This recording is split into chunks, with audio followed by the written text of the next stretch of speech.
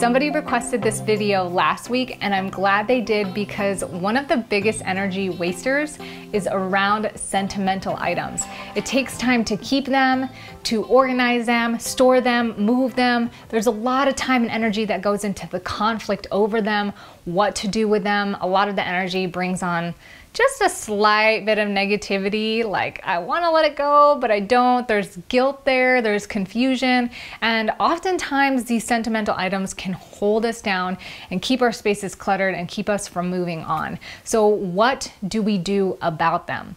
Well, first of all, if you haven't yet checked it out, we have updated the simplified checklist. So you might remember last year we did decluttering checklist, cleaning checklist, travel checklist, etc. Whole bunch of checklists when it comes to your spaces and simplifying life. And what I have done is put it all together in a quick start guide for you. So even if you've gotten these checklists before, you can check it out in the link below and get the updated version. They're gorgeous and they're amazing, and they're gonna help relieve a lot of this energy waste that comes around organizing and keeping the items in your life, as well as when you're moving about life, traveling, going grocery shopping, etc. Hopefully this little quick start guide and all the checklists will help simplify those things for you. And if you're interested in learning more about how to amplify your energy, reduce decision fatigue and energy loss in every aspect of your life, subscribe, hit the thumbs up on this video so you don't miss out on any more. So a quick little story before I go into how to get over the sentimental items is that I might have an unfair advantage or a weird perspective because I don't view sentimental items similar to how people express their experience of them. And I think this is linked back, I might just be making this up, but I think it's linked back to the fact that I don't have any baby photos. So I don't really have any photos of me before the age of 2 or 3. And supposedly our storage unit got flooded and then a bunch of termites came in. And so I have literally one photo on my birthday and I'm swaddled, and all I know is I have jet black hair. But aside from that, I don't really know what I look like as a baby. So I don't know if that was sort of a first anchoring of detachment from sentimental items, or just realizing that it doesn't really matter. Like I don't really care that I don't know what I look like when I was a baby. But I just wanted to give that little caveat just in case some of what I'm saying doesn't sound congruent or like normal. I'm not sure that's really gonna happen, but just in case, that little caveat is there. So the first thing that you can do to approach sentimental items, first and foremost, is to remove the story. And I know that's super hard because sentimental items have stories tied to them.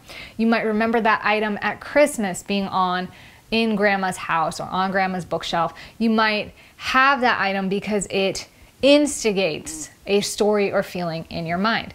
But if you realize that the story isn't in the item, it's actually in your memory, and that when you have photos or you have a certain item, it can actually alter that memory. And this is such a huge philosophical thing. I don't want to dive into it, but the truth is, as you age, as you change, what you remember changes. It changes with you. So having items can alter that natural evolution of memory or story, or however you want to call it. And so removing the idea that the story is attached to this item, even though it triggers it, it's anchored it, but realize that the story is actually in your memory, it's in your mind, can sometimes help with the idea of parting with it and letting it go. And because those stories are so important to us, and because the feelings of the people that we love are important to us, you can choose to anchor it to a new thing. So that is approach number 2. If you have like a piece of art or a card that somebody gave you, you can take pictures of them. Maybe you journal down and write the story as you remember it, or write a poem in your own thoughts, ideas, expression of your memory. This is actually how I started out on YouTube. Side note, I used to make video albums, is what I called them before they were called vlogs. But I used to make vlogs of all of our trips when we traveled, etc. And some of you guys might know what I'm talking about, like back in 2000. 2010, so it was like 10 years ago almost. And I did it because we'd come home with tens and thousands of photos, and I was like, there's no way I'm gonna print these, no way I'm gonna frame all of them, and no way that I wanna sit here and make people look through 10,000 photos.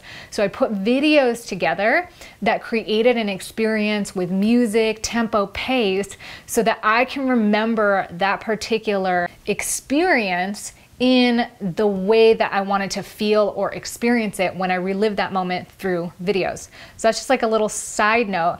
And then also when it comes to anchoring like a new item, maybe you have like a whole set or like a whole kit and caboodle of something. Maybe it's something like grandma's silverware or china tea set and you don't really care for it. Maybe you can just like steal one item from the set and then part with the rest. I know it's like rebellious, and if y'all know me, I like the rebellious things. I like taking things that I need, and I don't care if it's part of the set. Some people are the exact opposite. They want to keep the set together because it's supposed to be that way.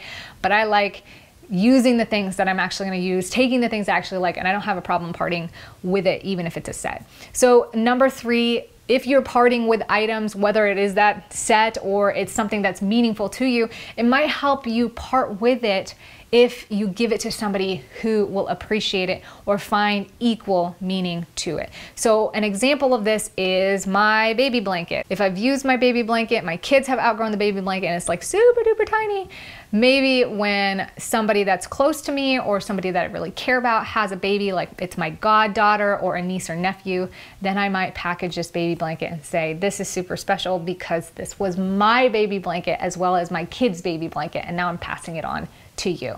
Number 4 is don't part with it. This sounds crazy because a lot of you are asking how to deal with sentimental items. There are certain things that you don't want to part with, and that's okay. It's not about not having items that are sentimental. It's not about getting rid of everything.